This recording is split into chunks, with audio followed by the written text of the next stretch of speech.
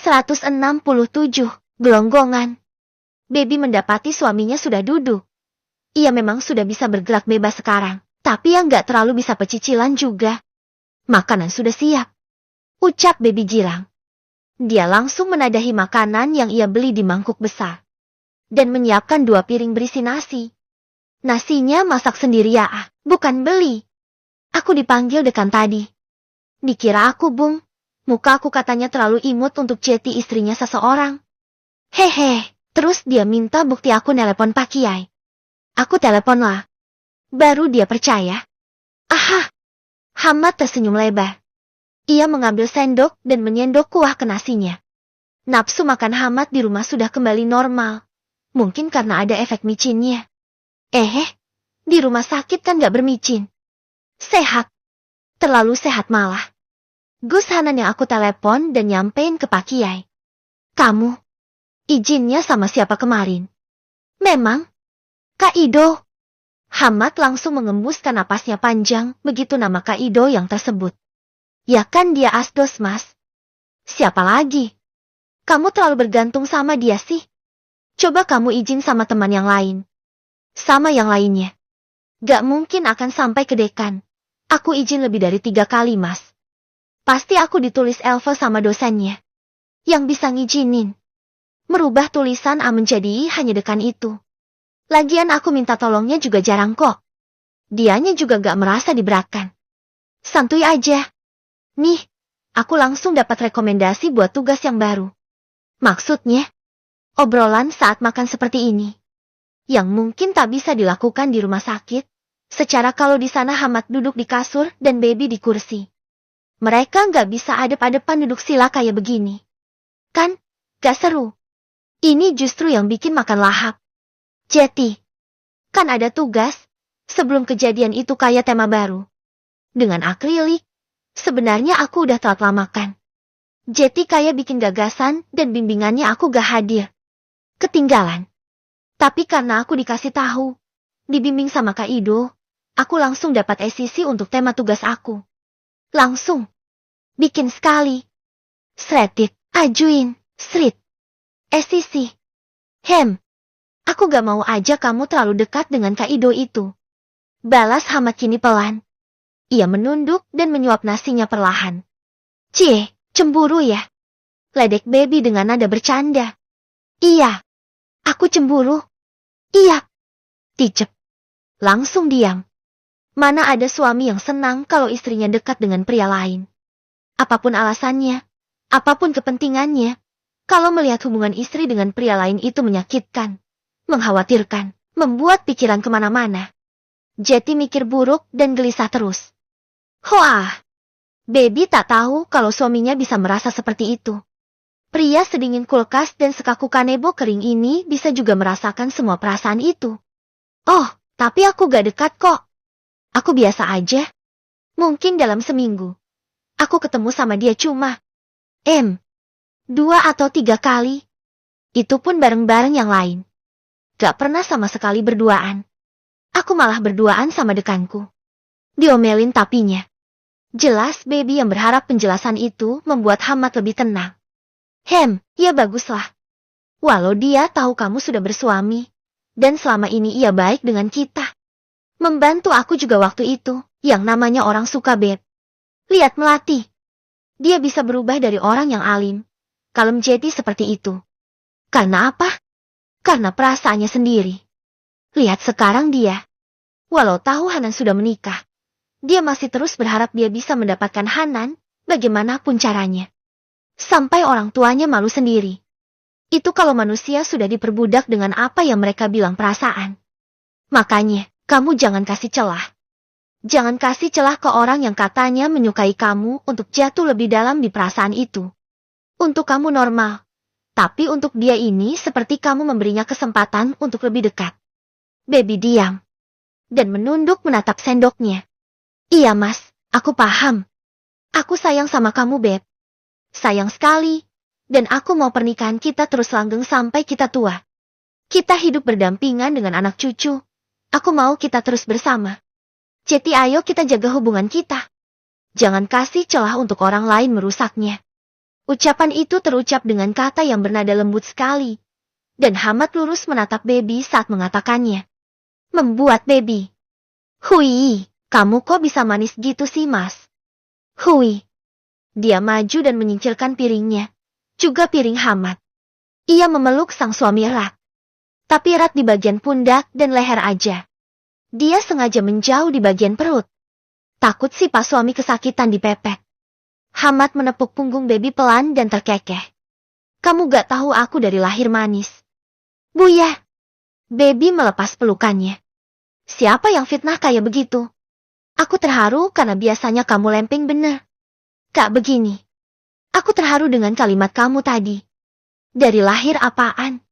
By the way. Iya mas, aku paham sama ucapan kamu dan aku pengen kita cepet punya anak. Pengen kaya Ning Ningrung. Renyeknya. Iya aku juga, makanya doa dan usaha. Sabar. Allah yang atur kapan waktu paling tepat. Aku kan pengen nanti ngelus perut bilang, Dede bayi kepengen es campur. Kamu lari-larian nyari es campur. Terus Dede bayi kepengen bakso Malang. Kamu langsung naik pesawat ke Malang beli bakso doang. Ya, itu mah urusan lain. Aku kira kamu mau jadi ibu yang baik, Beb. Itu sih pasti. Balasannya gak meyakinkan belas. Kandungannya bagus. Kondisi ibu bagus. Tapi kalau bisa, dinaikkan berat badannya. Ini ibu dan anaknya tergolong kecil. Ibu gak naik sama sekali loh beratnya. Pinta dokter kandungan Ning Ningrung. Iya dok.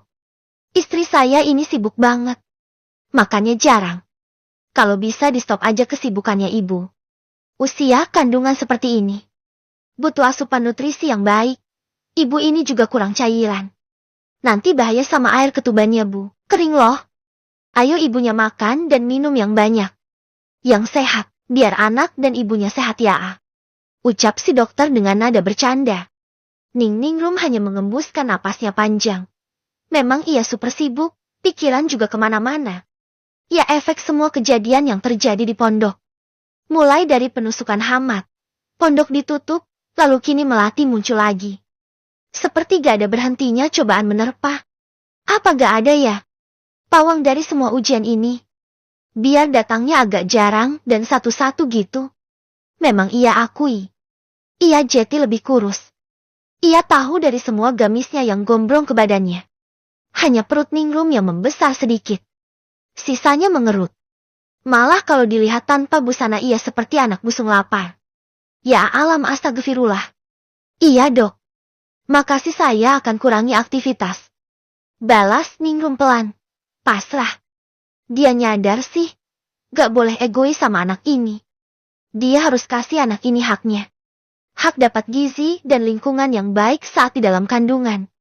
Baik. Saya resepkan vitamin tambahan ya. Biar nafsu makan. Saya harap kontrol berikutnya. Minimal ibu sudah naik 3-5 kilo. Banyak bener dok. Apa nggak salah itu? Protes Ningrum. 5 kilo. Bulan depan. Apa nggak berlebihan? Ya begitu. Nanti bulan depan naiknya dikit-dikit ya nggak apa. Ini harus banyak sekarang naiknya. Biar saya yakin. Kalau enggak, nanti ibu saya rekomendasin untuk rawat inap loh. Si dokter ngancem. Iya deh dok. Saya nurut. Balas Ningrum pasrah. Mereka pulang ke rumah yang disediakan oleh Rohim. Semenjak kehamilan Ningrum ini, Rohim dan Buya seperti berkomplot bersama. Menyuruh Ningrum ada di rumah sana.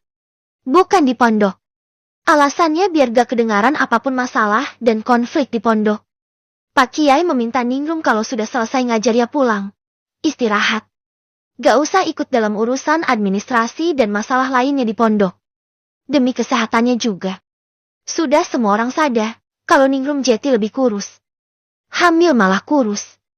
Di jalan, Rohim berhenti di beberapa tempat. Turun lalu balik lagi dengan bungkusan.